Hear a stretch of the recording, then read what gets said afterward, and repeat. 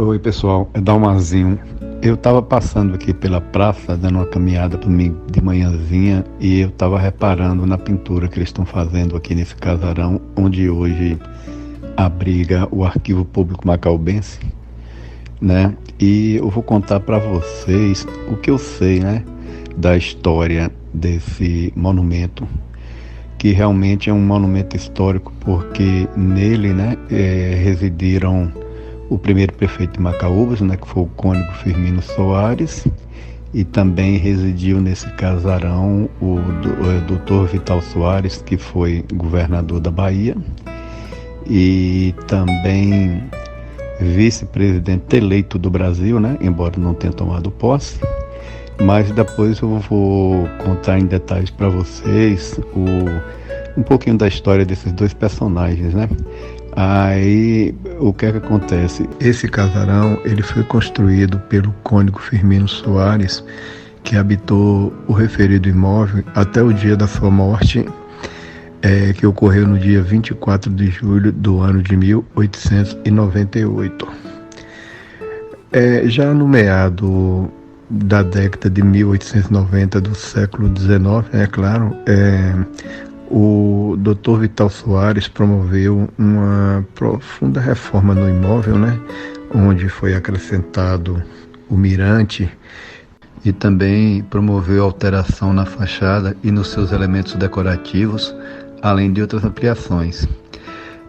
Tal reforma, né, foi inspirada nos casarões do estilo neoclássico, mas com tendências coloniais que existiam em Salvador antigamente, no qual o Dr. Vital Soares, por ter estudado lá, se inspirou. A sala de visita à frente era acessada por um pequeno hall e o acesso era feito através dos pátios laterais. O corredor dava acesso aos quartos e também à sala de jantar. Isso tudo remete ao estilo arquitetônico colonial brasileiro. O mirante, juntamente com a fachada, com seus portões e janelas monumentais, dotados de vários ornamentos arquitetônicos, expressava o poder econômico, prestígio e também a relevância social do seu proprietário. Bom, o cônego Firmino, ele era um intelectual, né? E formou-se no Seminário de Salvador, e quando posteriormente passou em um processo seletivo, e aí recebeu a colação, né? Tornando-se, assim, padre colado da paróquia da Nossa Senhora da Conceição de Macaúbas. Bem, o vigário colado, ele tinha cargo vitalício e recebia salário. Sua transferência só podia ocorrer caso ele solicitasse. Assim, no período imperial, existia uma tradição do padroado. Essa tradição era o seguinte: a Igreja Católica compartilhava com o Estado diversas atribuições administrativas e jurídicas, né? Como, por exemplo, a emissão de certidões de nascimento, termos de obituário, certidão de casamento, registros paroquiais de terra, entre outras atribuições. Então, o cônego detinha força política e poderosas influências, né, sobre seus seguidores, que, na verdade, era a grande maioria da população macaubense, né? Assim, o cônego foi nomeado pelo então governador Manuel Vitorino como primeiro prefeito, que à época chamava-se intendente, em ato do dia 14 de 4 de 1890. O seu mandato durou apenas 6 meses, porque em outubro, né, mais precisamente no dia 17 de 10 de 1890, ele foi substituído pelo capitão Porfírio José Brandão, em ato do novo governador, já o Dr. Vigílio Damásio. E Firmino Soares, em seus quase 30 anos de sacerdócio, atravessou um período complicado aqui em Macaúbas, viu? Pois em todo o país ocorria uma série de eventos bastante conflituosos que mudariam para sempre a nossa história. Assim, quando ele chegou aqui na década de 1870, o cônego já encontrou a vila de Macaúbas aqui presa em conflitos de terra, né? Essa guerra, ela vinha se arrastando desde 1850. Foi o ano em que foi criada a nova Lei de Terras. Porque antes da Lei das Terras existia a tradição do Império, era o morgadio, né? Porque o morgadio, ele transferia automaticamente a posse de terra para o filho primogênito. Em 1850, o Império criou essa Lei de Terras. E aí, a partir disso aí, o registro de terras passou a ser feito nas paróquias, né? E agora, Macaúbas, ela foi uma das poucas vilas do Brasil onde houve uma resistência a essa nova lei. E essa lei não emplacou muito bem aqui em Macaúbas, não. E muitas vezes o padre e o escrivão da igreja tinham que se esconder sob ameaças da jagunçada, né, comandada pelos coronéis aqui da região, que eram ávidos por grilagem de terras, né? Pois é, a vida não estava sendo muito fácil para o cônego não, viu? Pois aqui Macaúbas atravessava uma grande seca, a fome assolou toda a região e também o sertão como um todo estava conflagrado e armado, né? E aí, conforme descrições históricas feitas por Cícero Campos, aqui no ano de 1878, houve um grande conflito armado aqui na Praça da Igreja, né? Quando o capitão Porfírio, ele não aceitou ser destituído do cargo de delegado, dizendo que nem o anjo Gabriel o tiraria do cargo, e assim ele desafiou as forças políticas que na época foram vitoriosas, né? E aí houve esse conflito na praça e foi complicado, que morreram 7 pessoas. O caso foi tão relevante que foi parar no Senado do Império na época, né? Assim, Machado de Assis, né, que foi um dos maiores escritores brasileiros de todos os tempos e que também foi um dos fundadores e também o primeiro presidente da Academia Brasileira de Letras, ele na época era cronista da revista O Cruzeiro e ele tinha o pseudônimo de Eleazar. Assim, ele escreveu uma crônica sobre esse conflito aqui em Macaúbas e comparou o capitão Porfírio ao Coriolano, o romano Coriolano, né, da antiga Roma. E por que Machado de Assis fez isso? Porque, na verdade, Coriolano, ele não tendo sido nomeado cônsul, então ele utilizou a força em represália, né? Da mesma forma, o capitão Porfírio também, pelo fato dele não ter sido nomeado delegado, ele utilizou da força para atingir seus objetivos, né? Pois é, o cônego estava trabalhando na igreja e com o tiroteio ele teve a coragem, né, de entrar no meio, arriscando até a tomar um tiro, ser atingido, pedindo paz, né, dos dois lados e tentando apaziguar o conflito, do qual ele não obteve êxito, né? Mas enfim, passado algum tempo, lá vem em 1888, ocorreu a Lei Áurea, né? A Lei Áurea, que libertou, sob pressão externa talvez, os escravos brasileiros. Assim, esses escravos recém-libertos ficaram entregues à própria sorte, né? Porque não existiu nenhum tipo de programa ou plano para inserir esses homens, mulheres e crianças ao convívio social e causando-lhes fome, desespero e miséria, né? E o cônego foi demandado mais uma vez para cuidar dessas pessoas, que aqui na região tinha bastante pessoas que eram proprietários de escravos, né? Pois é, um ano após veio um golpe de Estado, né? Que ocorreu em 1889. Esse golpe de Estado foi executado pela Força Nacional, que era oligárquica, e derrubou o Império, criando a República, né?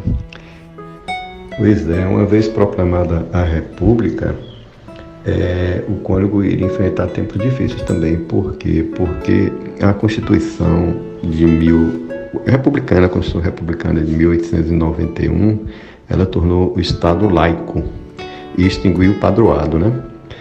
Esse rompimento do Estado com a Igreja não foi muito bem compreendido pelo povo, não. E um exemplo que eu vou dar aqui, por exemplo, aqui no norte da Bahia, tinha o beato Antônio Conselheiro, que ele, não tendo reconhecido a República, pois as mudanças das leis e dos costumes arraigados, né, feriu de morte as suas convicções religiosas. Assim, ele tinha um dom de convencimento e arrastava milhares de seguidores, e dessa forma iniciou uma resistência sangrenta ao regime republicano, que culminou em uma guerra, né, onde 3 expedições do exército brasileiro foram vencidas. E apenas na quarta expedição o exército conseguiu vencer esses rebeldes, rebelde entre aspas, né? Enfim, afora todas essas lutas enfrentadas pelo Cônego, ele tinha sua rotina tranquila aqui em Macaúbas, né? Onde nas monótonas tardes ele jogava damas e ficava nas calçadas conversando com as pessoas.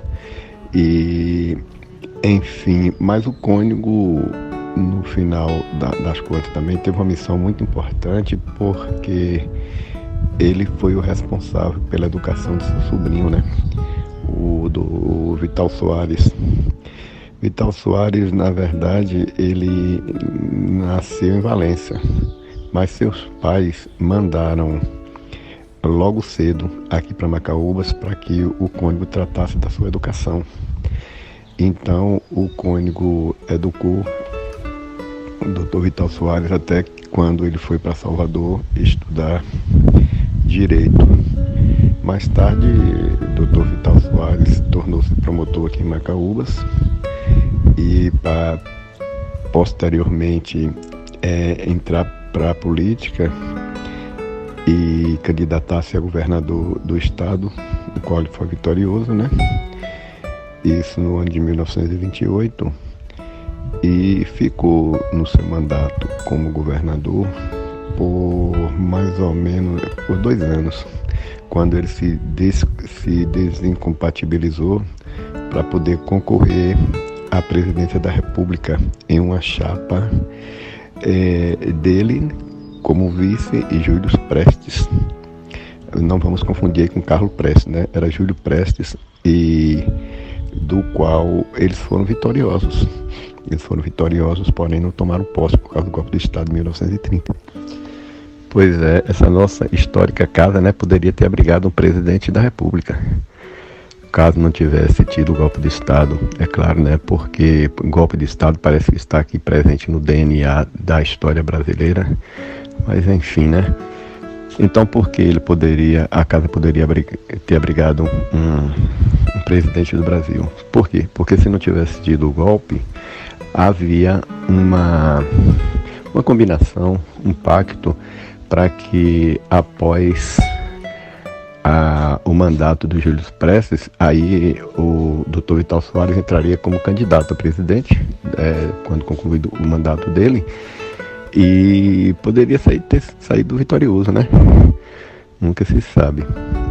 Mas enfim, a outra curiosidade interessante que eu queria falar sobre essa casa é o seguinte: aqui o Cônego Firmino, ele usava batina, então ele construiu um caminho de pedras entre a casa e a porta da sacristia da igreja. Esse caminho de pedras, ele ainda existe, né? Só que está soterrado aí por causa das reformas, porque esse caminho foi construído porque na praça antigamente tinha muitos carrapichos e também tinha uma grama que muitas vezes orvalhadas, né, molhava a batina dele e carrapichos grudavam em suas vestes, e assim ele fez o caminho de pedra que está aí hoje, soterrado. Mas enfim, o Cônego, quando faleceu, ele foi sepultado bem à frente do altar-mor da igreja, e o túmulo está lá até hoje, né? O túmulo ainda do Cônego está lá dentro da igreja, e seus restos mortais se encontram lá. E quando ele faleceu, um colega de seminário dele, que chamava-se o Monsenhor Hermelino Leão, que se tornou o vigário substituto aqui em Macaúbas. O Monsenhor Hermelino Leão entrou para a política, né, e comandou a política aqui até mais ou menos os anos, em 1920, quando os Borges tomaram o poder. E a praça, que hoje é a Praça Imaculada Conceição, tinha o nome de Monsenhor Hermelino Leão por várias décadas, né? E também essa fachada dessa casa aqui, que eu vou mostrar para vocês, ela foi construída pelo Monsenhor Hermelino Leão. Era uma fachada muito imponente, muito bonita.